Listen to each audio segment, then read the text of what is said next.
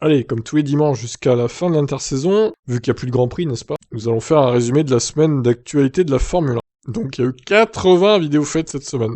Ce qui fait en moyenne 11 par jour, c'est énorme. C'est plus que mes deux autres chaînes réunies du coup. Mais en même temps, vous êtes très demandeurs, hein. Vous avez été plus de 200 à vous abonner à la chaîne depuis dimanche dernier, donc je sens qu'il y a de la demande. Donc je vais essayer de faire vite pour pas que la vidéo dure trop longtemps non plus. Donc on commençait avec lundi, donc Mercedes confirmait son intention de faire appel. Malheureusement, ils l'ont pas fait au final.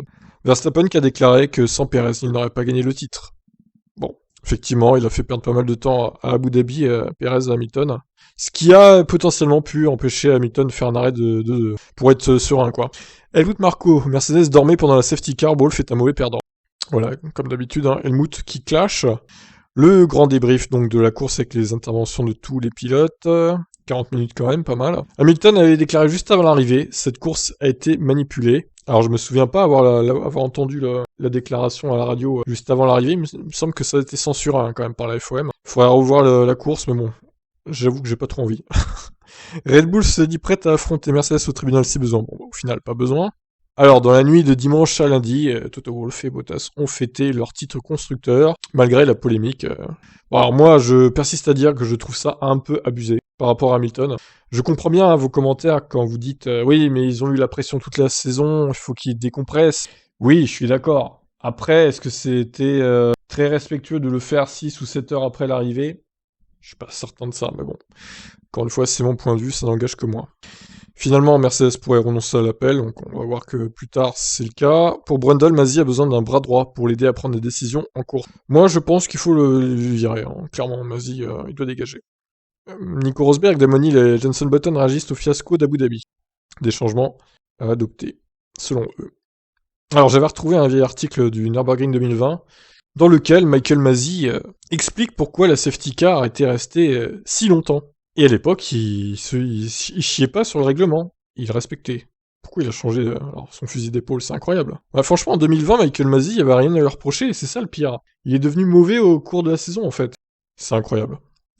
Hamilton peut-il faire une Rosberg et rage-quitte la F1? Ouais, Mark Webber le pense. Donc là, on est dimanche, 19 décembre 2021. On ne sait toujours pas ce que va faire Hamilton. Il a toujours pas communiqué sur les réseaux sociaux, même si on l'a vu en photo, il n'a pas déclaré quoi que ce soit. Donc voilà, je vous tiendrai au courant évidemment quand ça sera le cas. Alors moi, une réflexion personnelle, pourquoi je pense qu'Hamilton devrait quitter Mercedes dès maintenant. J'aimerais bien personnellement le revoir chez McLaren avant qu'il parte à la retraite dans l'écurie de ses débuts. Bon, je pense pas que ça se fera, mais c'est une envie personnelle en tout cas. Toto Wolff, l'hypocrite, a osé envoyer des félicitations à Verstappen pour son titre. Pourquoi l'hypocrite? Parce que Max, il lui a chié dessus sur toute la saison en fait. Il l'a bien critiqué, etc. Et là, il lui envoie un peu des félicitations de manière hypocrite. Après l'avoir bien enfoncé toute la saison. À tort ou à raison, après ça, à vous de me le dire, mais... Bon, de toute façon, hein, le monde de la F1 est un monde de faux cul, hein, c'est clair. C'est pas une surprise, finalement. Audience record pour la F1 sur Canal+, en 2021. Énorme score d'audience, hein, pour Abu Dhabi notamment. Ecclestone prend la défense de Michael Masi et rejette toute manipulation de course. Alors, on va découvrir cette semaine que Ecclestone déteste Hamilton, en fait. C'est viscéral. Vettel pense qu'il ne faut pas mettre la pression sur les commissaires de course pendant les Grands Prix. Bon, Vettel se mouille pas trop, hein, comme d'habitude. Et dit Jordan, Hamilton a été trop tendre face à Verstappen cette saison. Alors d'un côté, je suis pas en désaccord totalement avec Eddie Jordan. Peut-être qu'il aurait dû se la jouer un peu plus comme Verstappen, c'est-à-dire aller au contact, quitte à ce que les deux abandonnent. Ça aura peut-être calmé un peu Max. Mais bon, d'un côté, c'est pas du stock car, quoi. Gasly et Charles Leclerc, pessimistes concernant les nouvelles monoplaces 2022. Pour eux, elles vont être lourdes et pataudes, ce qui pourrait poser problème dans les dépassements, etc. Alonso va repasser sur la table d'opération cet hiver pour sa mâchoire, donc... Bon, rien de très grave, hein, ils vont juste lui enlever les trucs en titane dans la mâchoire, là. Ça va bien se passer pour Fernando. Marco se dit déçu d'avoir constaté que Mercedes avait ramené un avocat à Abu Dhabi. Ça n'a pas servi à grand chose, et je pense que chez Mercedes, ils voulaient prévoir au cas où. Donc le classement de la première journée des essais d'Abu Dhabi, des essais privés, des tests 18 pouces, etc. Ecclestone l'avoue, il ne voulait pas voir Hamilton titrer une 8ème fois. Bernie, ce vieux sénile. Marco et Hawk souhaitent que Mercedes ne fasse pas appel. Ah ben, vous avez vu gain de cause, les gars. Mercedes refuse catégoriquement que ses Formule 1 et Formule E apparaissent sur la photo FIA de cette année. Et ça n'a pas été le cas d'ailleurs. Ça c'est une vieille photo que j'avais prise 2019 je crois. Ou 2020, je ne sais plus. Non, 2019. Alors, Hakkinen donne raison à Michael Masi sur la safety car et voulait ouvrir une enquête pour Verstappen au premier tour. Bon, pour le coup, je suis d'accord avec aucune de ces réflexions, Mika, pour une fois. Après la bonne saison 2021 de Sainz, Ferrari pourrait prolonger son contrat. Je pense que ça serait mérité pour le coup. Sébastien Bourdet, ex-pilote de Formule 1, maintenant en IndyCar, très énervé contre l'antisportivité de Red Bull, qui s'est servi de Perez à Abu Dhabi pour ralentir Hamilton. Bon, après, bon, ça me choque pas. Je pense que Mercedes aurait fait la même chose si Bottas avait été capable de faire la même chose, puisqu'il n'en a pas été capable, évidemment, ce bon vieux Valtteri, qui n'a quand même pas servi à grand chose cette saison, on va pas se mentir. Il a servi moins que Perez, même si techniquement il a marqué plus de points que Perez. Dans les moments clés, en fait, il a pas servi Bottas. C'est ça le problème. Le Grand Prix de France 2022 sera soutenu par Macron, histoire de faire grimper sa cote de popularité en vue des élections, sûrement.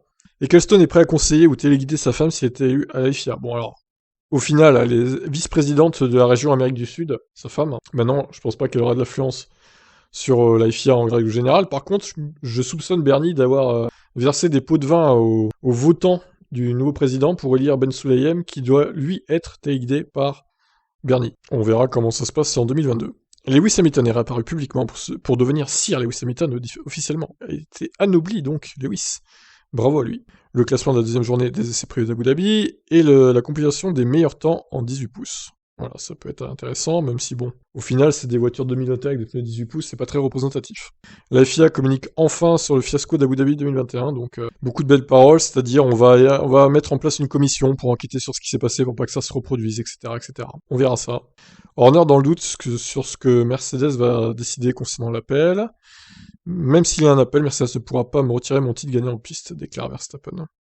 Et voilà, quelques heures après, Mercedes se défile et ne fera pas appel. Alors vous m'avez dit, il y a sûrement des dessous de table avec la FIA, ils ont sûrement fait un accord secret avec la FIA sur quelque chose dont on n'est pas au courant. Je pense aussi, parce que je les vois mal se défiler comme ça, alors même si ça aurait pas changé quoi que ce soit pour le titre, au moins ça aurait peut-être pu permettre à Michael Masi de dégager, quoi. Ça aurait été une bonne chose, mais bon, c'est pas le cas, ils retirent leur appel, du coup. David Coulthard évoque une fin de saison frustrante et controversée. Tout à fait, David. Officiel, Toto Wolff et Lewis Hamilton ne seront pas présents au gala de la FIA. Ils ont refusé d'y aller. Wolff avoue ne pas savoir si Hamilton va continuer sa carrière en F1 après ce qui s'est passé à Abu Dhabi. Eh ben nous non plus, on est toujours dans l'interrogation. Wolff persiste, Hamilton s'est fait voler le titre pilote 2021 par Michael Masi. Je me suis un petit peu énervé en description, évidemment.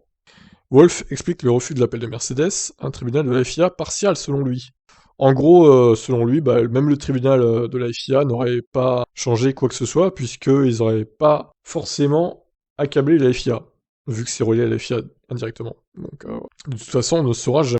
Suzy Wolff, la fin de saison 2021 la rend malade, et elle veut des changements au sein de la FIA. Pauvre Suzy, on la comprend. Ecclestone taille encore Hamilton, son anoblissement n'est pas mérité. Ah, sacré Bernie. Charles Leclerc couronné pour la deuxième fois. Coup dur pour Charles. La FIA valide le calendrier de la F1 avec 23 courses en 8 mois, en 2022 donc. Il va y avoir du boulot. Wolff assure qu'il parle tous les jours à Hamilton pour éviter qu'il quitte la Formule 1, pour essayer de le rassurer, etc. À voir si ça va fonctionner. Wolff veut couper la communication entre les directeurs des équipes et Michael Masi pendant les courses. Ça serait pas un mal, effectivement. Même lui a abusé, il le reconnaît. Verstappen revient sur la saison folle et ému d'être champion du monde. Ok, Alex Wurz défend totalement la décision de Michael Masi à Abu Dhabi. Bon, merci Alex, mais on se passera de ton avis. Horner, un titre pilote plus prestigieux que le titre constructeur. Oui, parce que finalement, bon, à part pour l'argent, c'est vrai que ça va donner un peu de sous supplémentaires par rapport à Red Bull à Mercedes, mais un vendeur des canettes, techniquement, il s'en fout un peu du titre constructeur, quoi. Pour le coup, c'est un peu plus important pour un vendeur de voitures, comme Mercedes. Sans Honda, le titre n'aurait pas été possible selon Verstappen. C'est vrai que le moteur Honda était très fiable, Ils ont fait du très bon boulot chez Honda. Marco va discuter avec Verstappen pour prolonger son contrat chez Red Bull, qui se termine fin 2023. Alors, Hamilton a cessé de suivre le compte officiel de la F1 sur Insta et sur Twitter aussi d'ailleurs. Qu'est-ce que ça veut dire? Peut-être un rage quit temporaire ou définitif? Qui sait? Jean-Ton estime que Verstappen mérite le titre car il était le plus malchanceux cette saison. C'est son avis, ça n'engage que lui. Bon, par contre, cet avis-là, j'ai eu un peu de mal, je vais y arriver. Selon Jean Todt, la FIA devrait envisager de pénaliser ceux qui critiquent Michael Masi, tout simplement. Donc, pas le droit à la parole, en fait. On est muselé. Ah, ça, c'est un peu moyen comme déclaration genre. Alors, justement, il n'est plus président de la FIA, il a été remplacé par Mohamed Ben Sulayem. Espérons qu'il soit compétent. Alors, lui, il commence mal. Le nouveau président de la FIA n'exclut pas de sanctionner Hamilton pour l'absence au gala de la FIA. Bon, moi, je l'appelle Momo parce que son blaze est un peu long à dire, pour le coup. Puis ça vous fait rigoler, en plus, c'est magnifique. Ecclestone tacle une nouvelle fois Hamilton, il aurait dû faire l'effort de venir au gala. Ecclestone qui prend la place de Marco au niveau des critiques. On s'ennuie pas avec Bernie. Suite à son titre, Verstappen ne prendra pas de retraite à la Rosberg. Bon, c'est pas étonnant, vu qu'il est jeune. Verstappen espère que Latifi passera de bonnes vacances, et qu'il reviendra plus fort l'an prochain. Et oui, plus fort pour se cracher dans les moments qui compte évidemment. On compte sur toi évidemment, Latifi, pour offrir un nouveau titre à Max, le cas échéant. Alors Momo, voyons ce qu'il a fait dans sa vie pour mériter la présence de la FIA. Donc en gros, j'ai lu tout son profil sur Wikipédia, ce qu'il a fait, etc. Je vous ai aussi montré dans la vidéo son crash avec la Renault de 2009. Donc le mec, il a fait un départ contre une Ford GT40, il trouve le moyen de se crasher en ligne droite. Bon, voilà. Je n'en dirai pas plus, je vous laisse aller voir ça. Damon Hill, avec Verstappen, Hamilton a trouvé un adversaire digne de ce nom. Ok, Damon. Rosberg et Button ne voient pas Hamilton arrêter, malgré ses désabonnements récents sur les réseaux sociaux.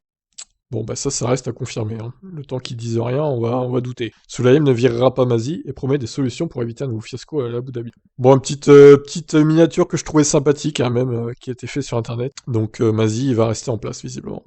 Au moment de dire au revoir à Mercedes, Bottas est déçu de son passage dans l'équipe. Mais il n'y a pas que de la déception, il y a aussi des bons moments. Pour Rosberg, Mercedes prend un gros risque d'aligner Russell aux côtés d'Hamilton en 2022. On n'espère pas un remake de 2016, évidemment. Lucas De Meo explique que sans son arrivée en tant que PDG, Renault aurait arrêté la Formule 1. Bah ouais, Renault, c'est ça, hein, ça va, ça s'en va et ça revient, voilà. Mais Lucas De Meo, je pense qu'il a solidifié le groupe Renault pour la F1, donc ça c'est cool. Renault qui s'appelle maintenant Alpine. Vettel est élogieux envers son poulain Mick Schumacher sur sa saison 2021. Alors, c'est vrai qu'il a été performant, Mick, mais il a quand même causé pas mal de dégâts à As. Il est d'ailleurs en tête dans ce classement de la destruction, avec près de 5 millions de dollars de dégâts quand même, hein, Mick, cette saison. Je vous laisse aller voir la vidéo, c'est très intéressant. Et on notera aussi que les pilotes Alpine, bah, ce sont ceux qui ont coûté le moins cher à leur écurie en termes de crash. Bravo à eux. Toto Wolff s'explique sur la soirée à Abu Dhabi et sur la décision de retirer l'appel. Je vous laisse aller voir ça en détail, c'est un peu long, 4 minutes. Alors, Verstappen prévient, il continuera ses dive bombs et son pilotage sale en 2022. Eh ben, ma foi, j'ai hâte de voir ça. On va avoir du spectacle au moins. Et de quoi en dire après les courses. Binotto révèle que Ferrari a tout misé sur 2022 niveau budget, donc ils ont pas intérêt de se foirer hein, chez Ferrari, tout simplement. Leurs fans les attendent au tournant. Verstappen révèle ce qu'ils se sont dit à Abu Dhabi avec Hamilton et avoue être ami avec Alonso. Bon, rien de très spectaculaire, pour être honnête. Bottas, très ému, a officiellement fait ses adieux à Mercedes, donc quelques photos du départ de Valtteri. La F1 utilisera davantage les caméras casque en 2022, ça je trouve que c'est pas mal. Ça ajoute un peu d'immersion au Grand Prix. Pour l'instant, il n'y avait que 2 pilotes hein, par week-end de course qui les avaient, donc selon l'article, les casques Bell, donc les casques que la moitié du peloton utilise, pourront recevoir ces caméras, donc ça fait quand même pas mal de possibilités. Alors, pendant le gala de la FIA, les fans d'Hamilton se sont mobilisés pour soutenir leurs pilotes. Ils ont notamment fait rouler un camion avec des LED et un écran géant, passant des images d'Hamilton de soutien d'Hamilton. Pas mal. Donc la réaction des pilotes pour les essais privés d'Abu Dhabi 2021, bon, c'était un peu long ça, mais bon, fallait le faire, donc je l'ai fait quand même. Et donc, on finit avec ça. Je me suis trompé, il n'y a pas 80 vidéos, il y en a 78 au final. Donc voilà, pas mal de boulot hein, encore cette semaine, donc 11 vidéos par jour minimum, waouh. Alors ça paraît, bon, c'est des petites vidéos, hein, heureusement, sauf pour les débriefs et tout, donc voilà. Bon bah écoutez les gars, on se retrouve demain, dès lundi, pour la suite des événements de la Formule 1. Et même pendant les fêtes, on fera des vidéos, hein. Bon, j'en ferai peut-être moins, évidemment. Je pourrais pas assurer comme je le fais là, mais on en fera quand même. Pas de soucis, pensez à vous abonner, évidemment. Et bien, sur ces bonnes paroles, je vous laisse. Bye bye.